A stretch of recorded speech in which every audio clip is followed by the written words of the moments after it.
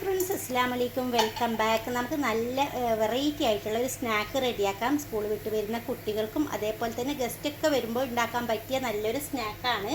അപ്പോൾ അധികം ചേരുവകളൊന്നുമില്ല, രണ്ട് ചേരുവകൾ മാത്രം മതി. അപ്പോൾ എങ്ങനെയാണ് റെഡിയാക്കിയത് നമുക്ക് കണ്ടു നോക്കാം. നമുക്ക് ആവശ്യമുള്ളത് അരക്കപ്പ് റവയാണ്. ഇതിന് നമുക്കൊന്ന് റോസ്റ്റ് ചെയ്തെടുക്കണം. ഇത് വറുക്കാത്ത റവയാണ്.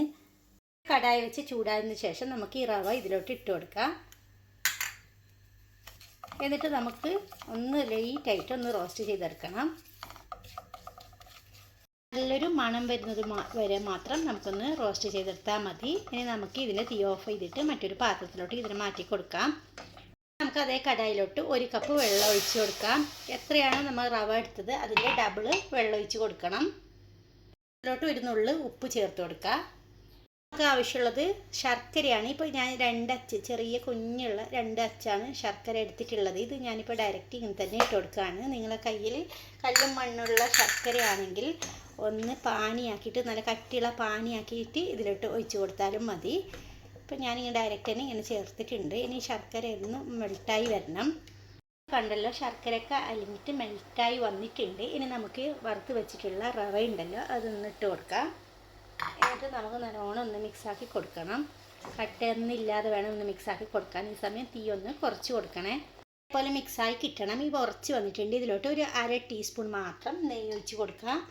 എന്നിട്ട് വീണ്ടും ഒന്നും കൂടി മിക്സാക്കിയിട്ട് നമുക്ക് ഈ പാത്രത്തിൽ നിന്ന് ഇതിനെ മറ്റൊരു പാത്രത്തിലോട്ട് മാറ്റി കൊടുക്കാം. ഇനി ഒരു പാത്രത്തിലോട്ട് മാറ്റി വെച്ചിട്ടുണ്ട്. ഇനി നമുക്ക് ഇതിനെ മൂടി വെച്ച് കൊടുക്കാം. ഇനി നമുക്ക് അതേ പാനിലോട്ട് തന്നെ 4 കപ്പ് തേങ്ങ ചിരകിയത് ഇട്ട് കൊടുക്കാം. ഇനി ഇതിലോട്ട് 1 സ്പൂണ് പഞ്ചസാരയും കൂടി ചേർക്കുന്നുണ്ട്. എന്നിട്ട് 1 ടേബിൾ സ്പൂണ് പാലും കൂടി ചേർത്തിട്ട് നമുക്ക് നല്ലവണ്ണം ഇതൊന്ന് മിക്സാക്കി എടുക്കണം. ഈ പഞ്ചസാര മെൽറ്റായിട്ട് പാലൊന്ന് വറ്റി വരുന്നത് വരെ ഇങ്ങനെ ഒന്ന് മിക്സാക്കി കൊടുക്കാം. പഞ്ചസാരയൊക്കെ മെൽറ്റായിട്ട് പാലൊക്കെ വറ്റി വന്നിട്ടുണ്ട്. ഇനി നമുക്ക് ഇതിനെ മറ്റൊരു പാത്രത്തിലോട്ട് കോരി മാറ്റാം. നമ്മുടെ റവ എന്താണെന്ന് നോക്കാം. ഇപ്പോൾ ചൂടൊക്കെ പോയിട്ടുണ്ട്. കൈകൊണ്ട് ഒന്നും കൂടി നല്ലവണ്ണം മിക്സാക്കി കൊടുക്കാം. നമുക്കൊരു കുഞ്ഞു ബോളാക്കി എടുക്കണം. ഒരു നാരങ്ങ വലിപ്പത്തിലുള്ള ബോളാക്കി എടുത്താൽ മതി. കയ്യിലൊട്ടുന്നുണ്ടെങ്കിൽ അല്പം നെയ്യ് തടവി കൊടുത്താൽ മതി. എന്നിട്ട് നമുക്ക് ഇങ്ങനെ ഒന്ന് പരത്തിയെടുക്കണം.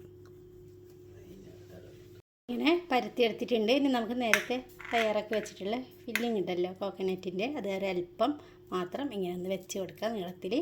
എന്നിട്ട് നമുക്കിതൊന്ന് ഇങ്ങനെ ഒന്ന് മടക്കിയെടുക്കാം. ക്രാക്കൊന്നും ഇല്ലാതെ വേണം ഒന്ന് ഇങ്ങനെ ഇതുപോലെ മടക്കിയെടുക്കാനായിട്ട്. ഇതേപോലെ കിട്ടിയിട്ട് നമുക്ക് ഒന്നും കൂടി കൈ വെച്ചിട്ട് ഒന്ന് ഷേപ്പാക്കി കൊടുക്കാം. നിങ്ങൾക്ക് ഇഷ്ടമുള്ള ഷേപ്പാക്കാം. ഞാനിപ്പോൾ ഈ ഷേപ്പാക്കുന്നതേ ഉള്ളൂ. ഇതേപോലെ ആദ്യമായിട്ട് കാണുന്ന കൂട്ടുകാരുടെ റെസിപ്പി ഇഷ്ടമായാലും ഇഷ്ടപ്പെട്ടില്ലെങ്കിലും ഒന്ന് സബ്സ്ക്രൈബ് ചെയ്യണേ. അങ്ങനെ ബാക്കിയുള്ളതെല്ലാം കൂടി ഇതേപോലെ ഒന്ന് ചെയ്തെടുക്കാം. ഇങ്ങനെ ഒന്ന് ചെയ്തെടുത്താൽ മതി. ഞാൻ ഇത്രയും ആക്കി എടുത്തിട്ടുണ്ട്. ഇനി നമുക്ക് ഓയിൽ ചൂടാക്കാൻ വെക്കണം. ചൂടായിട്ടുണ്ട്. നമുക്ക് ഓരോന്നായിട്ട് ഇട്ട് കൊടുക്കാം. തീ ഒരു മീഡിയം ഫ്ലെയിമിൽ വെച്ച് കൊടുക്കണം. ഒരു സൈഡ് നല്ല ഗോൾഡൻ കളറാകുമ്പോൾ നമുക്കൊന്ന് തിരിച്ചിട്ട് കൊടുക്കാം.